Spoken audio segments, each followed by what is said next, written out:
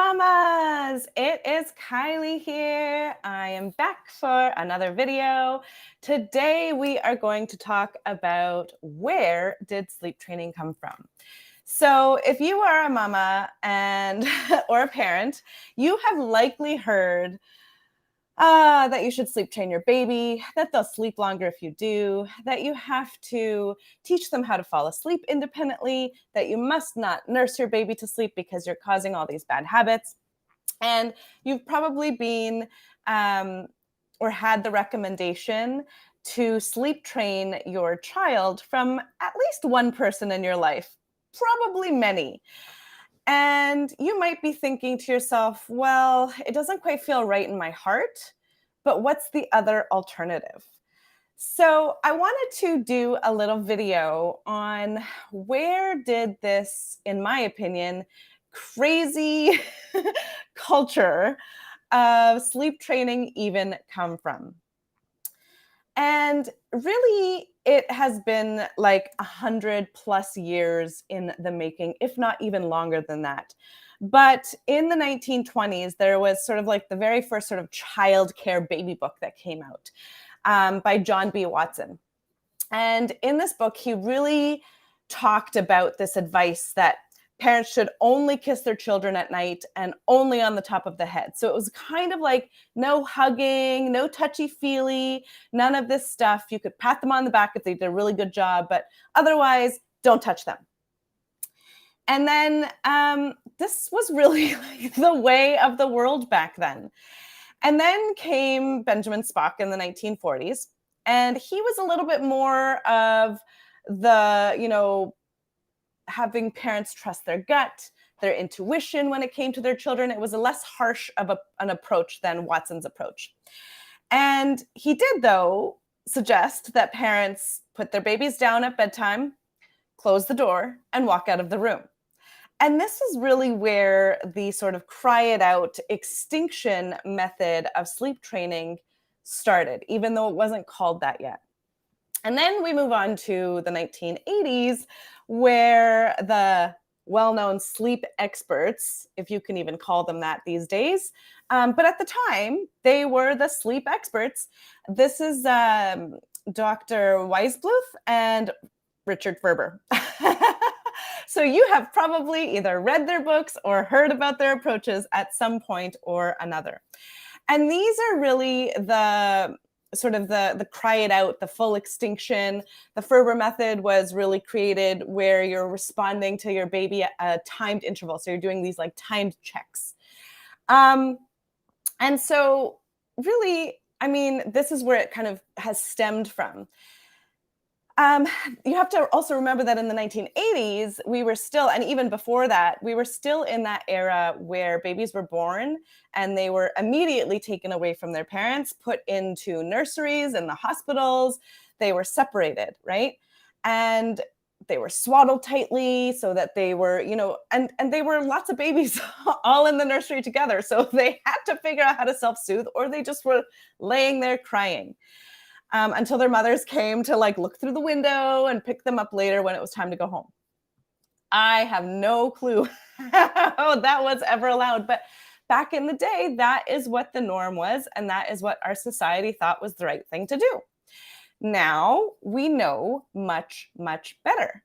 And we have done a lot of additional research, and we have really researched a lot more into the infant brain and how the infant brain is a lot more immature compared to our adult brain, and it doesn't have all of the centers in the brain that are able to self-regulate and self-soothe, especially from a state of distress. And a lot of research is now starting to go more into this concept and idea that we really have to focus on the attachment, and we really have to focus on building this bond and building a secure attachment with our children so that they can thrive and grow into, good citizens of the world. And so we need to understand a little bit of the history of where sleep training came from and what the background at that time was in order to understand these crazy ideas. Because if you really look at some of the strategies and recommendations that the sleep training culture, even to this day, is recommending, you think to yourself sometimes, like, where in the world did that come from? How is this even allowed? How is this even accepted? But this is exactly where it's come from, right? Hundreds of years of this kind of old school thinking when we didn't have the research, we didn't know better, right? And so this is where that whole concept, that Maya Angelou quote that I love, that you do the best you can with what you know at the time. And then when you know better, you do better. And so sleep training is out. It is from the past.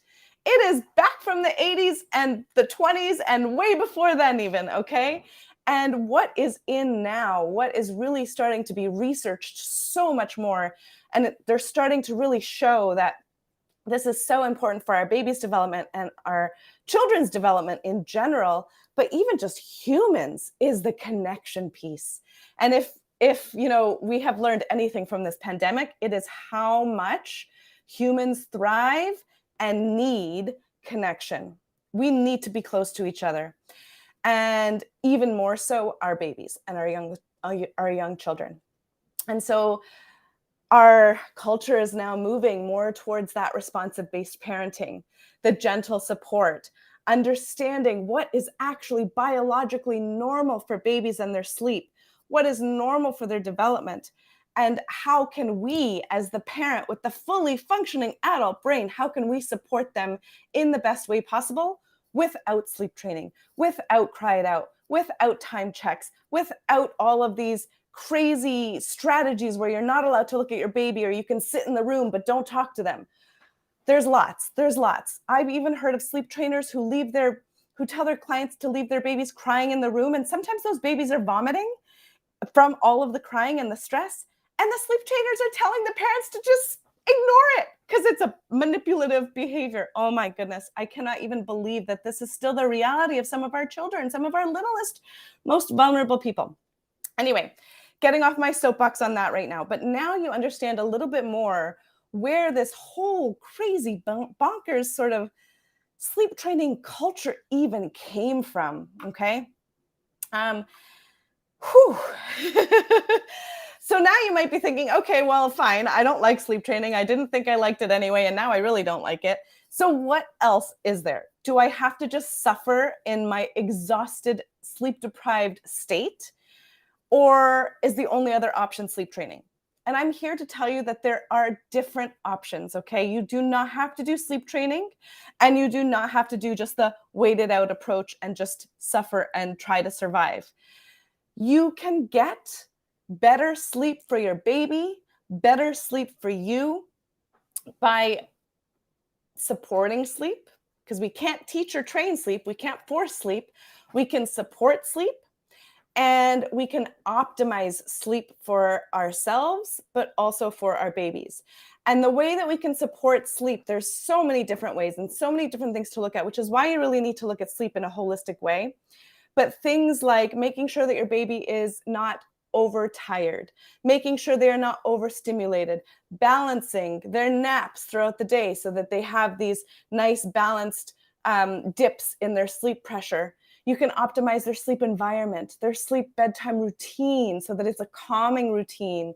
You can keep the things you love and that work, like nursing to sleep, and you can let go of the things that don't work for you anymore, like bouncing for hours to get your baby to sleep. You are the one that is in control, and you get to choose. And so I would like to invite you to the Sleep Makeover event, which starts tomorrow. It is a 2-week event. There's 5 days of sort of learning and Q&As with me. And then you have time in between to watch all the videos, digest the information, ask your questions in the private Facebook group, and come and ask me questions live on the Q&A. And we really talk about what is biologically normal for infant sleep. We talk about how to optimize sleep for baby and for you. We talk about how to tune into the baby that you have in front of you and what sorts of things to be looking for that will help you to optimize that sleep. We're going to talk about what sleep looks like through the various ages from 0 to 2. We talk about all of that stuff and more, but really the most, I guess my favorite part of this whole event is that it is going to help you to really Start trusting your mama instincts. You are going to get the validation that what you have been doing is most likely the exact right thing that your baby needs, and that it is totally 100% okay. You are also going to get the confidence and the knowledge to change the things that you don't like anymore while keeping the things that you do. You're going to get the validation that no, you have not been causing bad habits for your baby, because I know you hear that on the internet as well. And so I invite you to join me. And we start tomorrow. It's 2 weeks.